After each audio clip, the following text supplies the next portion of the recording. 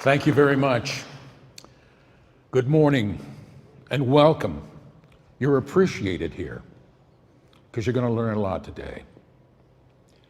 I'm Bob Jimenez, Latino, Vietnam vet, former NBC correspondent, university adjunct. I do a lot of writing now, and I'm a political activist.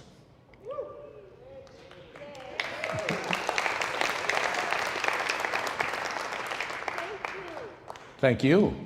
And I'm volunteering for Kennedy 24.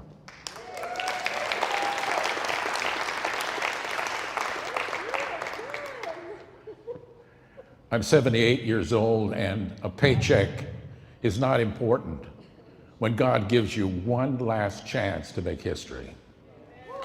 And I think we made it at the border, and I think you're going to see it on the screen in a few minutes. It's remarkable. My first job for Mr. Kennedy was to go with him down to the border in Yuma, Arizona, and take photographs of him. And it was then that I told him something he didn't know, that 55 years earlier, when I was 23 years old and right out of UC Davis and a cub reporter,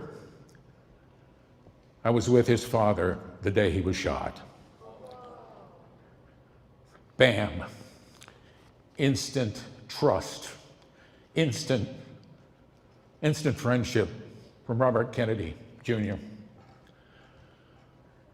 And at the time, I felt that there was a bigger goal, a bigger issue that I was involved in than I first thought. Watching Mr. Kennedy peel back the layers of truth that he was after, watching him see for himself the lie that we've been told about the border, watching him see the panicked look on the faces of immigrants who are in harm's way all the way, even when they cross the border. The hundreds of thousands, or I should say tens of thousands of children who are missing. The flood of fentanyl that is flooding across our border unabated. The amounts get bigger every year. And the criminal cartels, bigger, fatter, and richer by $1 billion a year. They now advertise that the border, our southern border, is open. Now, the documentary you're about to see is only 19 minutes long. It's called Midnight at the Border, but it's powerful. It is a remarkable effort of investigative journalism that I've seen in a long time. And the important thing to know is that it is a documentary video that is meant to be made, that is meant to be shown, and is meant to provoke change. Because Robert Kennedy Jr., the very first night that he was there at the border, said what he was seeing was a nightmare. He was seeing perceived or imagined reality of a humanitarian effort, but in truth, he was seeing suffering and injustice. Ladies and gentlemen, we have been lied to over and over again about the situation there. This morning, I hope it stops. Thank you very much. We don't need that anymore, because our border to the south is not safe, it is not secure, it is not under control of the people who should be controlling it. See for yourself.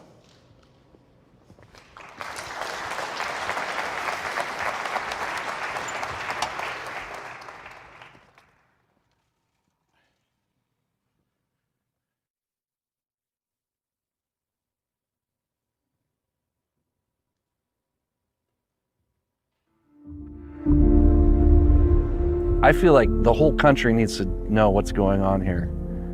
It's bigger than alarming. This is the worst I've ever seen it. They were told they could get a bite at the American dream here, and that dream becomes a nightmare along the journey.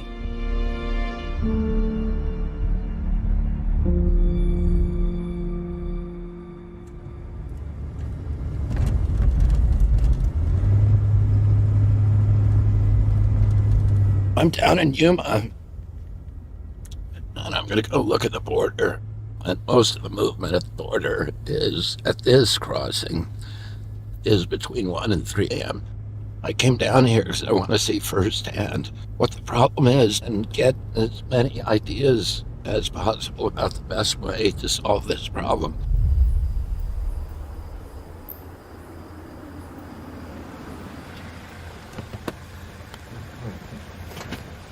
Hey. Good morning. Pleasure to meet you. Pleasure to meet you. Welcome to Yuma. So you and Senator Kelly are the only Democrats that have actually come to the border, and I appreciate you being here. I'm very happy to be here. Thank you. I'm grateful to you. Thank you. Should we go? Let's go. I have to warn you that I've had some other high-profile visits, and that day that they came, nobody crossed. Does that mean somebody on this side Yes. with the Border Patrol is telling them? I don't know if they're with the Border Patrol or where they're with some other agency. Those people who are associated with the cartels. Yes. Yeah, definitely.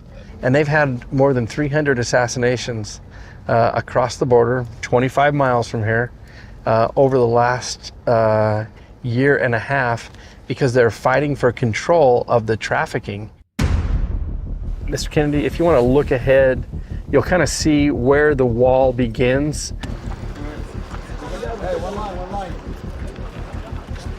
This is a new phenomenon for us where we've seen more people coming from Africa than ever before.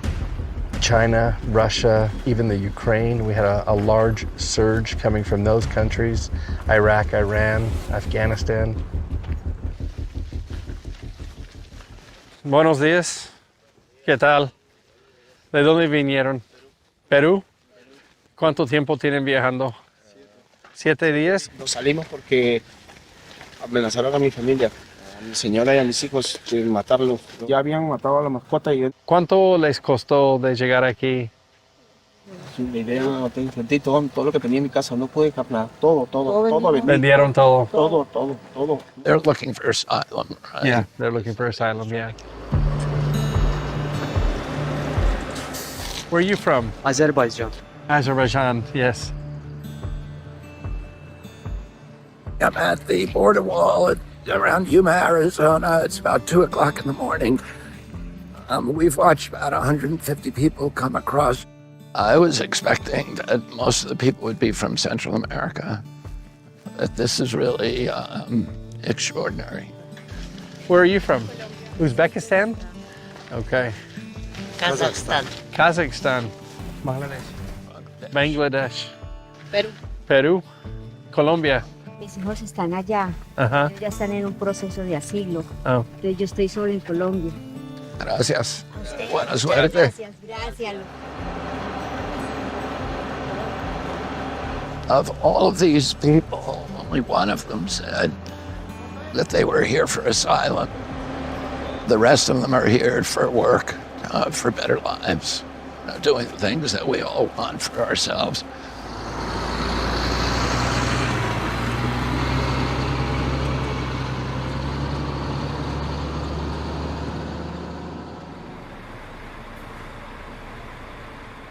This is at the Regional Health Center. These are some of the people that we saw come across the border last night, and they're now being processed at the health center. There's a lot of stories that we have heard from the migrants, why they're leaving. What do they say? Political asylum, mostly political asylum. And we want to respond in a humanitarian way. We're working, trying to make sure that they're not homeless and they're not end up in the streets. Damas y caballeros, tengan cuidado, deben comprar sus boletos de avión para... She is processing these immigrants, making sure that they're healthy enough to travel, and then putting them on buses where they go to every city in our country. The stations are set up to welcome them, provide them some food, identify where they're going. We did 2 weeks to travel from Senegal to Nicaragua. After Nicaragua, Honduras, Guatemala, Mexico, and here. I'm going to New York to join my uncle. My dream is to dream American, to live in America, to work and to help my family. We coordinate with the airport in Phoenix, and out they go to the final destination the same day. Here I hope to begin a new life. Yeah, my brother lives here. He's a citizen. Hey, good luck, goodbye. Most people bring the money or have a sponsor that buys their ticket. What happens if a family doesn't have the money to buy the plane ticket? Well, FEMA reimburses us. We can buy that ticket and So you buy the ticket for them? yes. Colombia, ¿De qué parte? Bogotá. Yo he estado muchas veces en Colombia, en los llanos y en todas las partes. ¿Cómo se llaman? ¿Cómo? En su mano.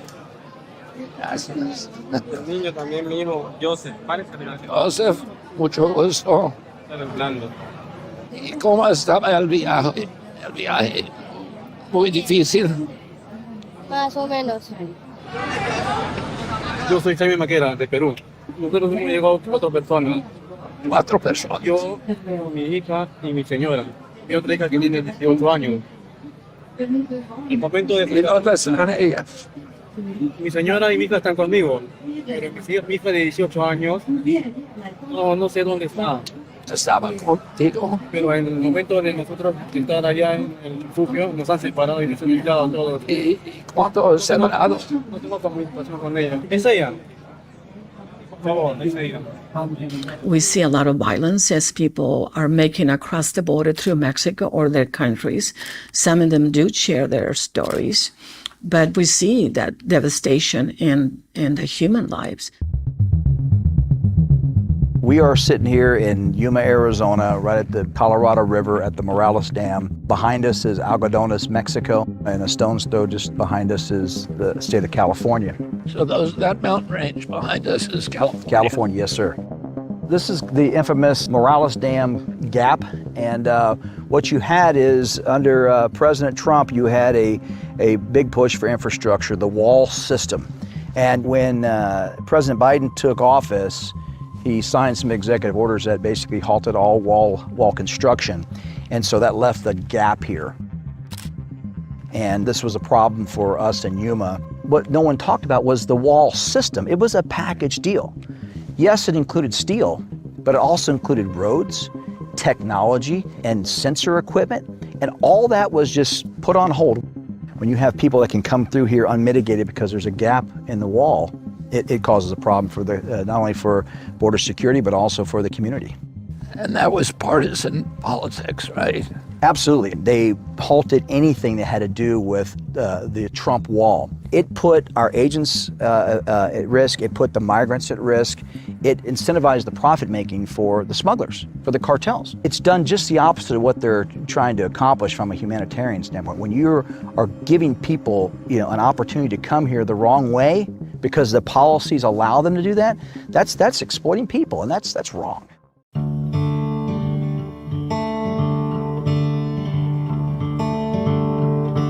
What you're seeing behind me here are millions and millions of dollars of materials, including these steel girders, that were purchased by the Trump administration to complete the construction of the wall.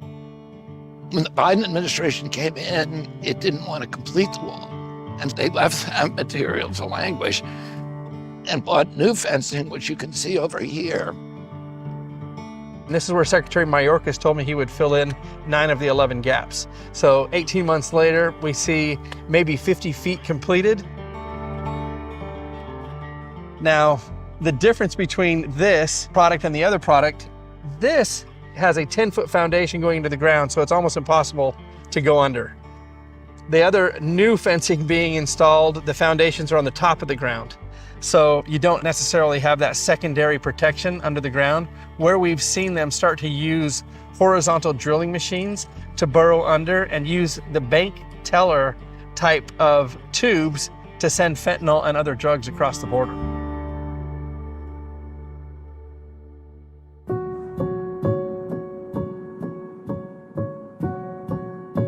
We have had up to 2,000 people a day coming across in this area. Where that car is right there, there's actually a bridge that's been built out of 2x12s that crosses the Colorado River. And most of the people are dropped off right over there off of that freeway. They walk across in those large groups that we saw yesterday morning. A lot of the smugglers have directed them towards this area specifically. Now, if these cameras had been activated, they would have been able to observe this. But these cameras right behind us are not active.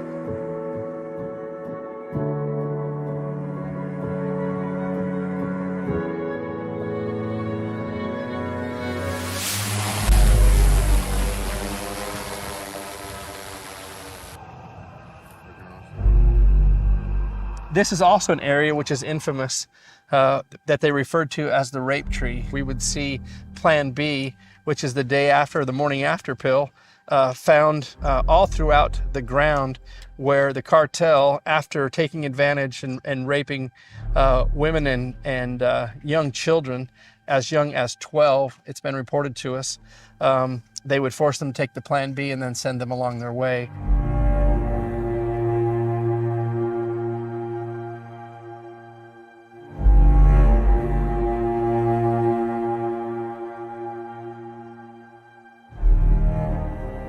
These kids are being exploited all along this track. There's nothing humane about any of this.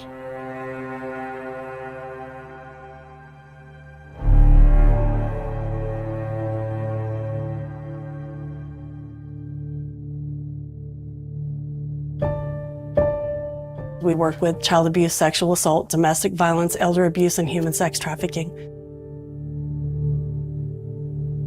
Our unaccompanied minors here at the border are incredibly high, far higher than they should be.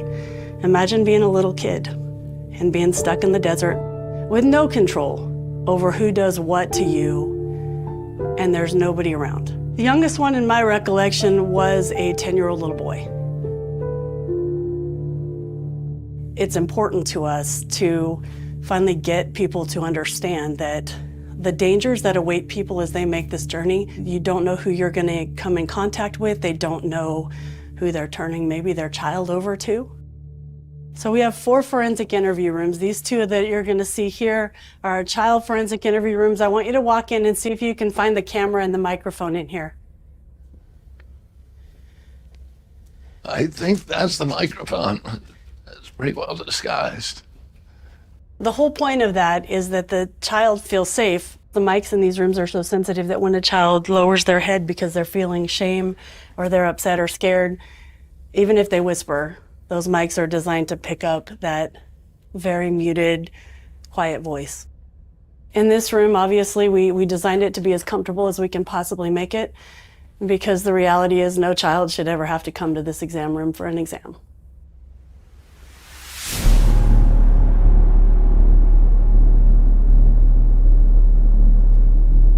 We were averaging from 5 to 15 deaths on the range. Per year. Per year.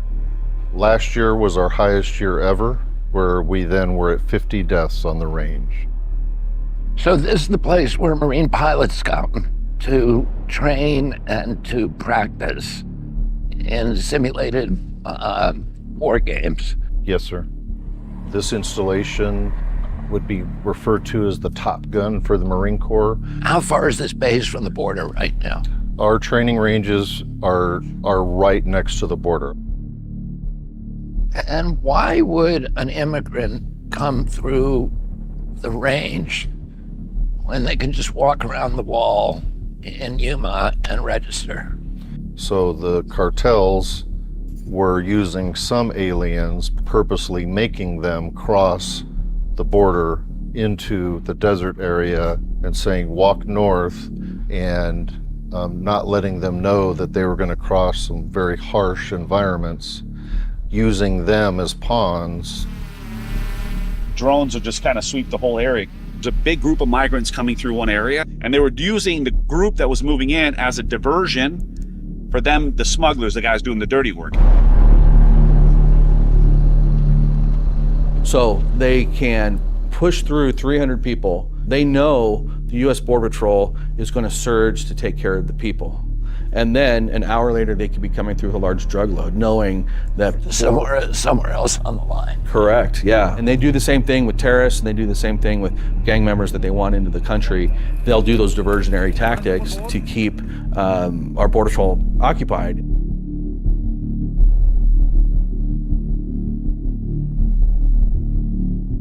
So you have individuals dressed in camouflage, wearing these booties, so they can actually traverse the desert to try to hide their shoe impressions so that they're not able to be tracked by Border Patrol. We don't know where they're going, and we don't know what kind of criminal that we're dealing with, because they do not want to be caught. So they will go through the desert. Here, it's going to be 2 to 3 days walking through the desert from the border of Mexico, through all the remote desert, to get to any kind of civilization. You got to be pretty dedicated, especially with the heat coming on. And unfortunately, not all make it.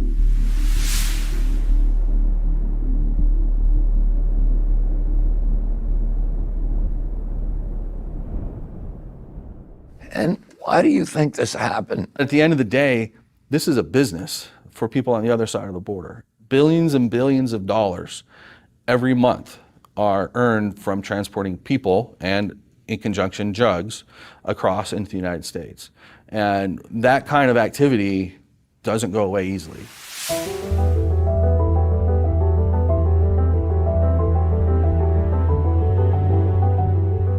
So if you were president of the United States, could you stop this immigration crisis? Absolutely. And how would you do it? If I was president for the day, I would finish the wall where it makes sense. I don't need 2,000 miles of wall from San Diego to Brownsville, Texas. Mother Nature has done really good in areas of West Texas where you don't need a wall. We need technology to help the agents respond. I have talked about tall fences and wide gates. Tall fences, in my opinion, is a metaphor for keeping this border secure, and the wide gates is continuing this nation of immigrants, as well as a legal pathway for those that seek to enter the United States. That to me is very important. This has been an extraordinary trip for me because on the one hand, last night I witnessed this dystopian nightmare of this uncontrolled flow of desperate humanity crossing the border and converging here because of misbegotten policies by high leadership of the United States, and landing in this community that has the other side of America, the best that we can represent to ourselves, to the rest of the globe.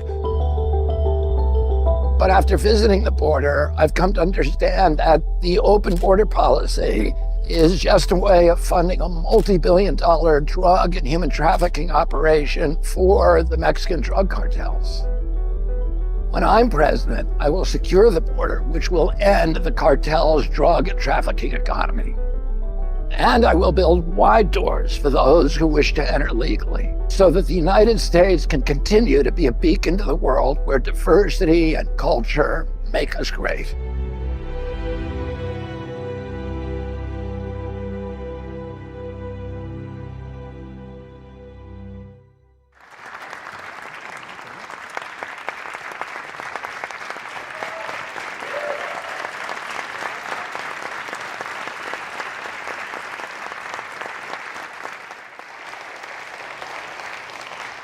The names that belong to this magnificent masterpiece: Robert Campos, Donna Cicero, Sharon Jimenez, Del Bigtree, Jimmy Shear, and Congressman Dennis Kucinich.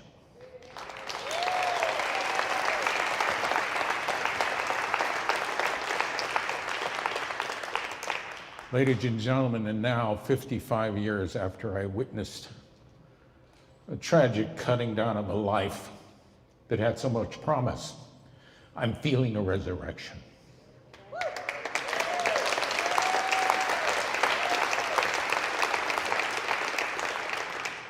So at this point, I'd like to introduce, with your help, the next President of the United States, Robert F. Kennedy Jr.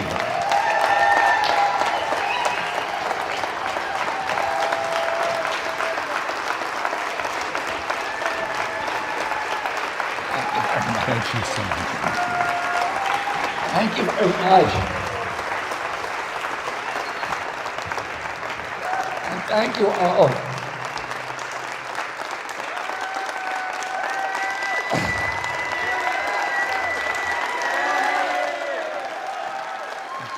Thank you. And thank you all. Thank you. Thank you all for coming out today, and thanks Del and all the other people, and Jimmy, and the other people who put this amazing film together. There's a lot of politicians throughout throughout our history that have talked about the border issue as a way to stir up or to encourage or incite xenophobia or racism or nationalism or all the other kind of alchemies of demagoguery. And I come to this issue from a different place, from a different perspective, and it's a perspective of compassion, of humanitarianism, but also just common sense. A country cannot exist if it can't secure its borders anymore.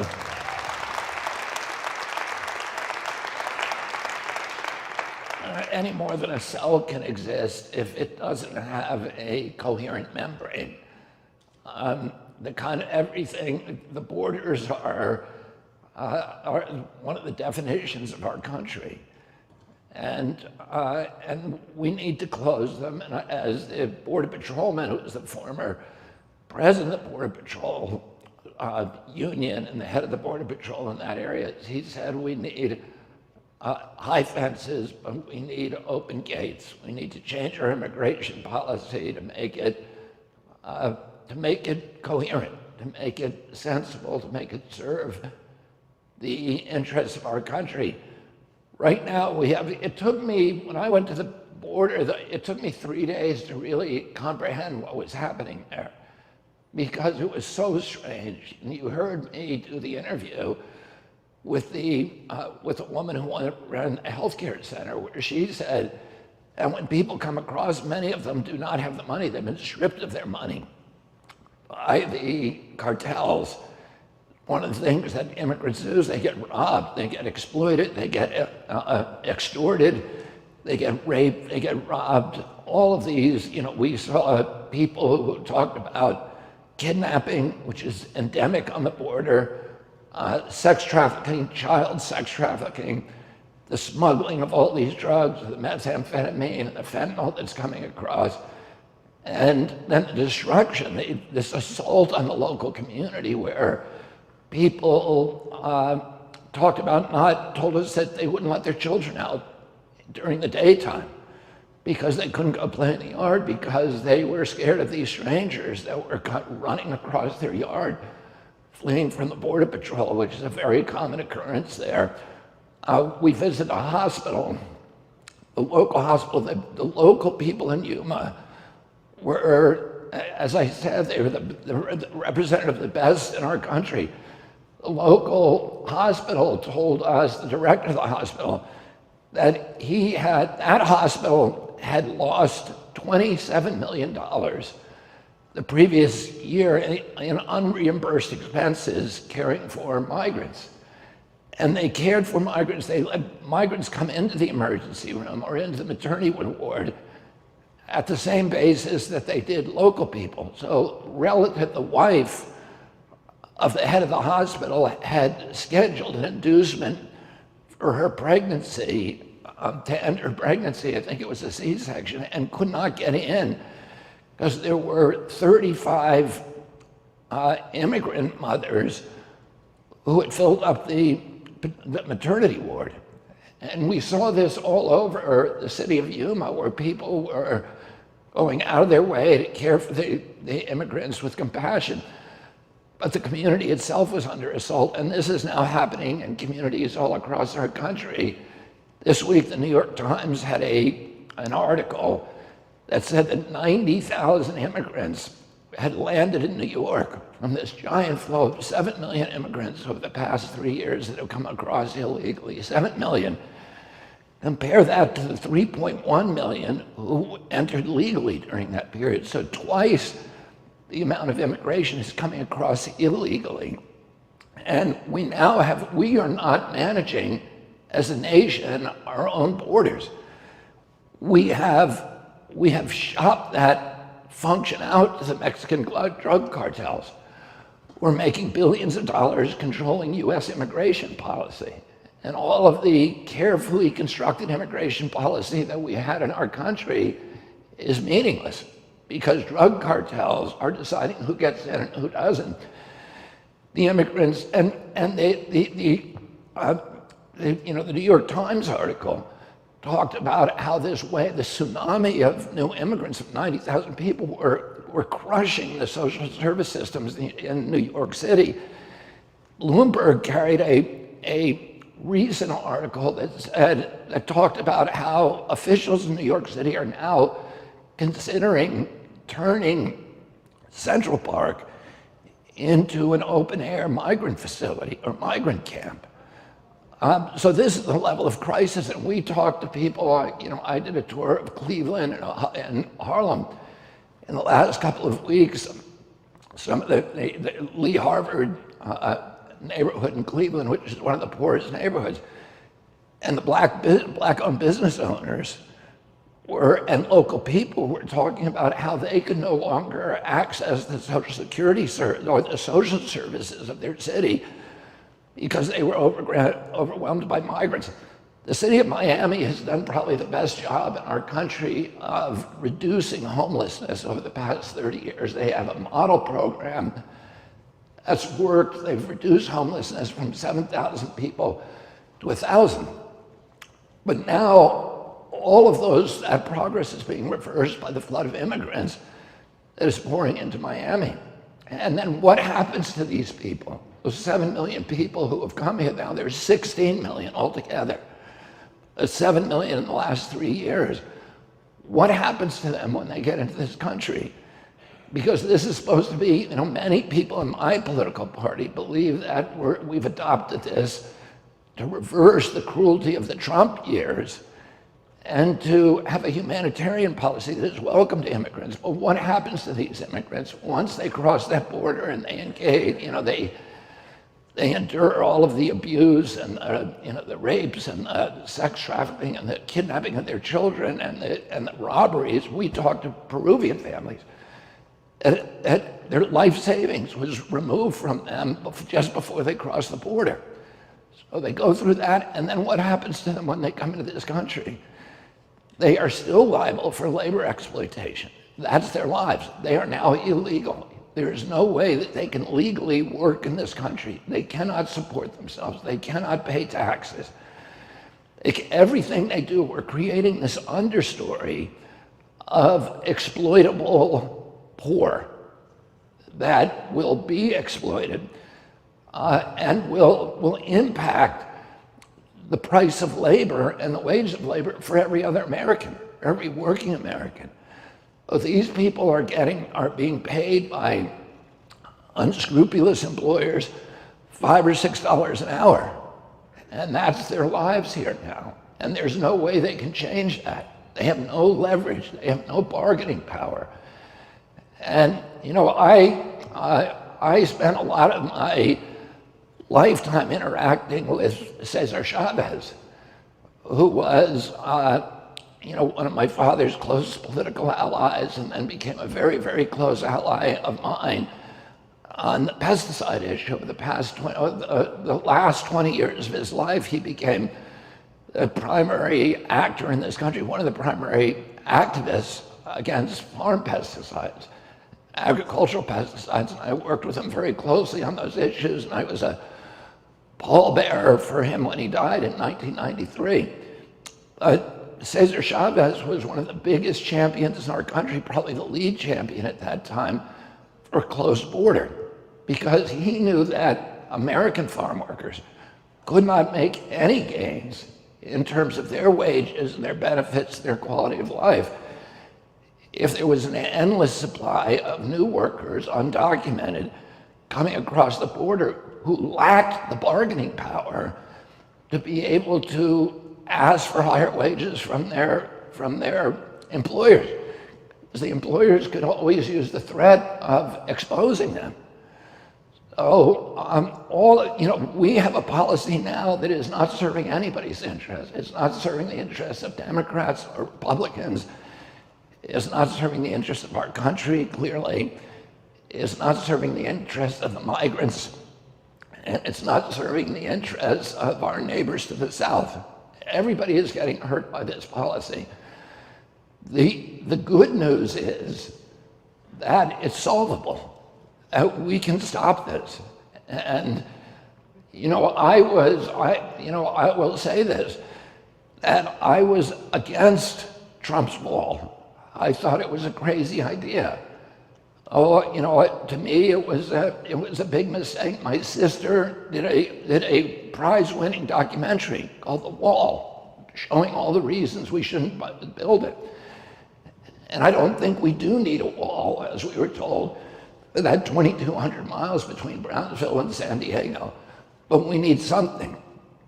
And a lot of that technology was in place. We have the towers, we saw them. Some of those towers were removed, which is incomprehensible to me.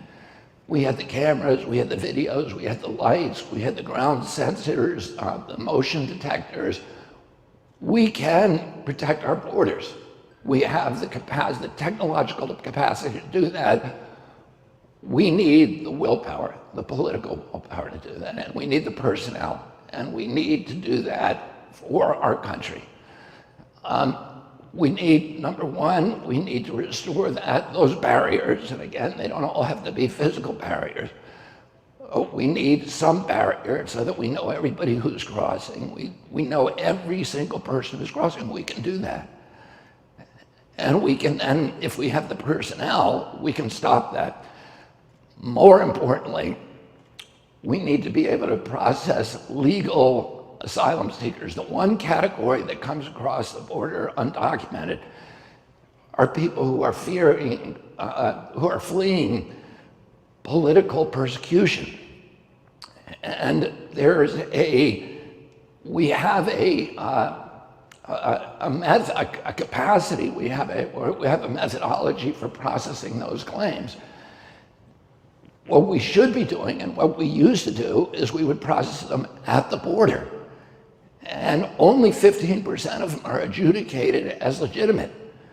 The rest of them, the other 85%, are adjudicated as specious. And then under normal conditions, the specious claimants are not allowed into this country. They're turned away. If we were doing that today, the entire business model for the cartels would collapse.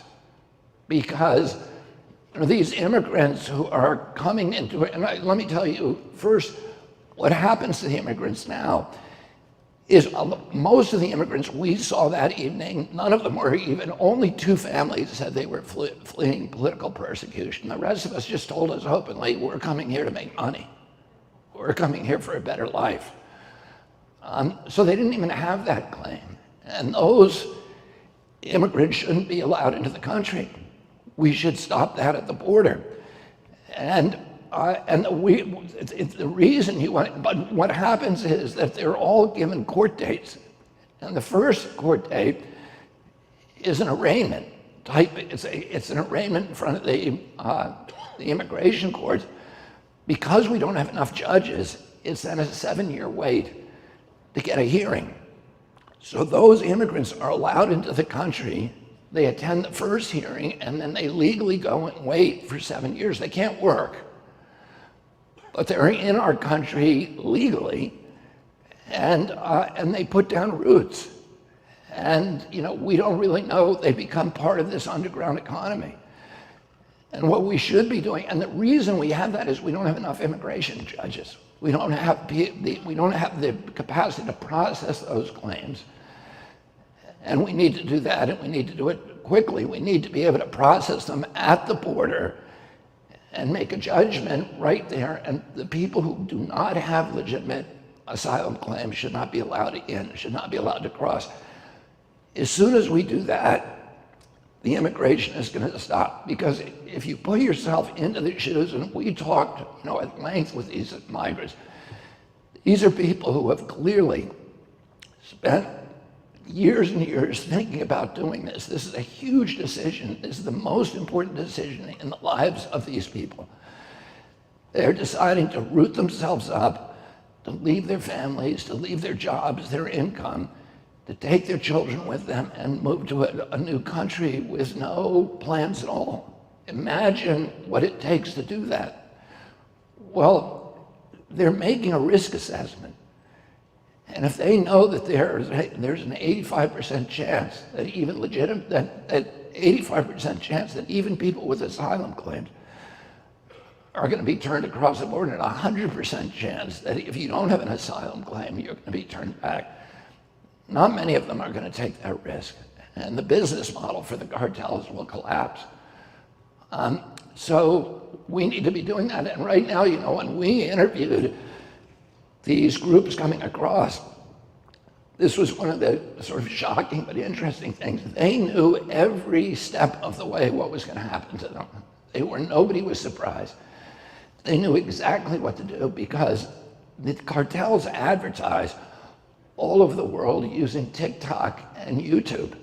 And they give videos to people to show them exactly what they do when they come in through Nicaragua, where a lot of those immigrants were flying into Mexico City. The cartels assist them in getting an internal visa in Mexico City for Mexico. Then they get on a domestic flight to Mexicali. And in Mexicali, there's a parking lot filled with buses owned by the cartels. They load in 55 people per bus. They can separate families there, and parents never see their children again. In many cases, I don't know what happened to that gentleman that we met in the processing center in Yuma who had lost his 18-year-old daughter, but it's frightening. And then they are brought by the cartels to the border. We can watch those buses then unload across the border, and the people come across 55 at a time. And the cartels are making billions and billions of dollars doing that. And the people know because they are advertising in West Africa, in Ukraine, in Azerbaijan, Uzbekistan, Tibet, and China. So everybody knows how to do it. And of course, this is a huge industry now. Usually they pay the cartels up front $10,000 to $15,000 a piece.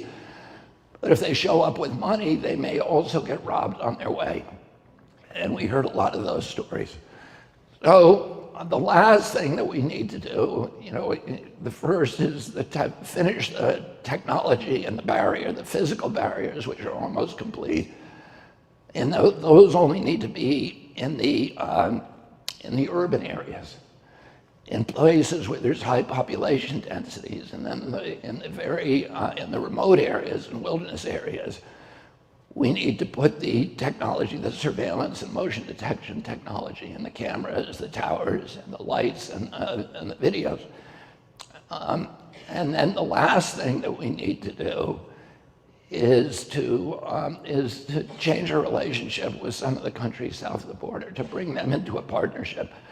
This trail of immigrants is not good for them, and it's destabilizing. And today, our relationship with the Mexican government is at a low, and we need to improve that relationship and bring them into a partnership with us in stopping the flow of immigration.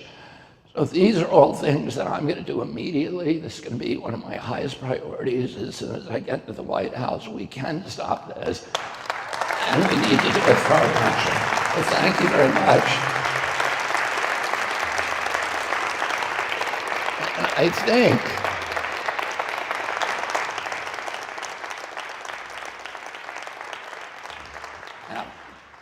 Thank you, Mr. Kennedy, for your vision and your passion on how you will fix the border crisis when elected President of the United States.